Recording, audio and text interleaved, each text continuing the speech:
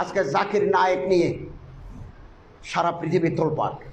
আজ সকালে মালয়েশিয়ার প্রধানমন্ত্রীর সাথে ভারতের প্রধানমন্ত্রীর বৈঠক হয়েছে।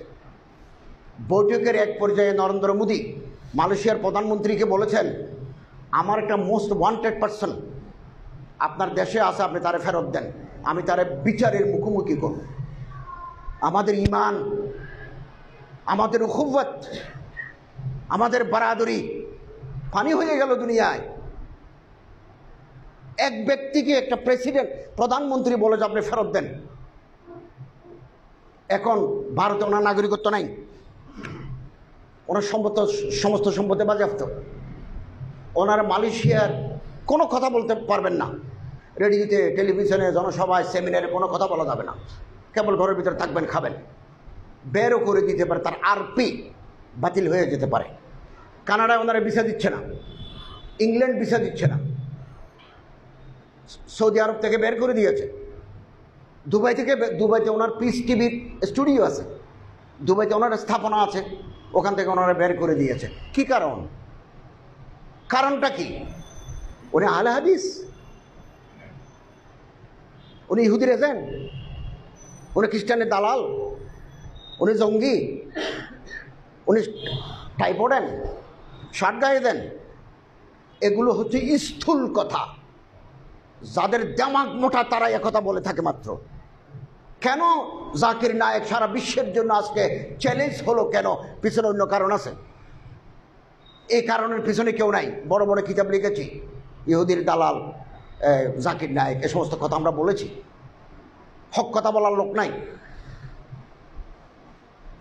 জাকির নায়েক তাকাবুল আদিয়ানের মাহের, scholar on comparative study of religion, বিভিন্ন ধর্মের উপরে তার পড়াশোনা আছে, যেটা আমার নাই, আপনার নাই।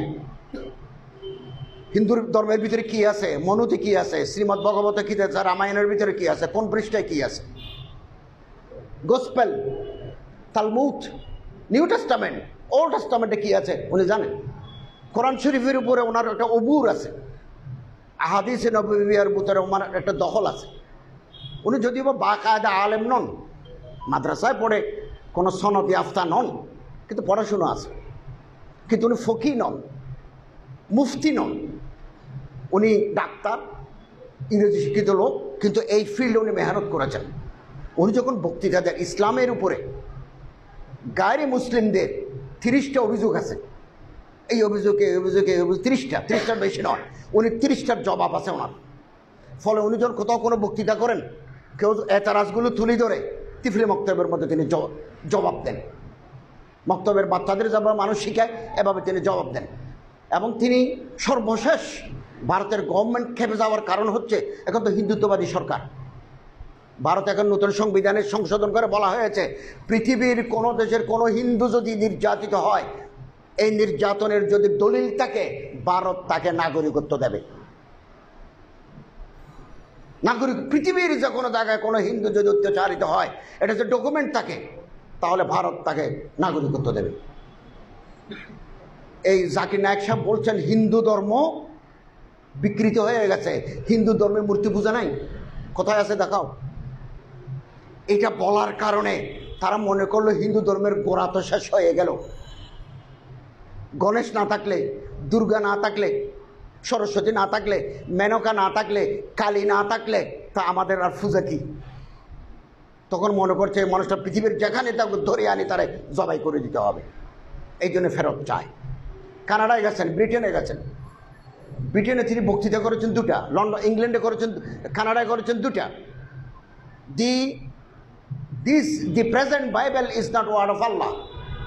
বর্তমান বাইবেল যেটা বাজারে আছে, এটা আল্লাহর কালাম নয়।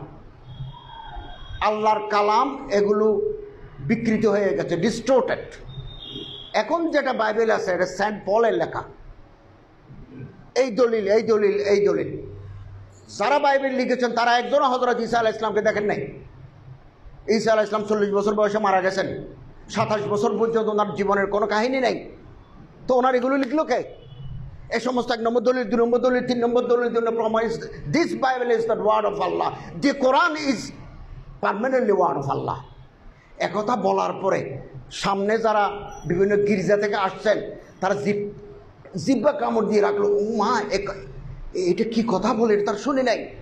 এই মানুষ যদি কানাডায় বক্তৃতা করতে পারে 3 মাসের ভিতরে তো কানাডায় এই সাইজ শেষ। অতএব এই লোকটা যেন আর না ঢুকে। অতএব ডক্টর জাকির নায়েক তো মুসলিম উম্মার সম্পদ, সম্পদ। ইত্তেহাদ মাল ইখতিলাফ, ইত্তেফাক মাল ইখতিলাফ। ওনার সাথে আমাদের উনি এক নশিস্তে 3 তালাক দিলে 1 তালাক বিশ্বাস করেন, আমি এটা মানি না। 3 তালাক দিলে 3 তালাক ওয়াকে হবে। এরকম ফিকহি বহু মাসাইলের সাথে আমাদের অনেকের একতলাফ আছে, কিন্তু তার যে অবস্থান, তার যে বাইনুল আকওয়ামি খেদমাত, এটাকে আমি মাটি করে দিতে পারি না। আমার কাছে মজবুত কবি দলিল না থাকা পর্যন্ত আমি কোনো মানুষকে ইহুদির দালাল বলতে পারি না।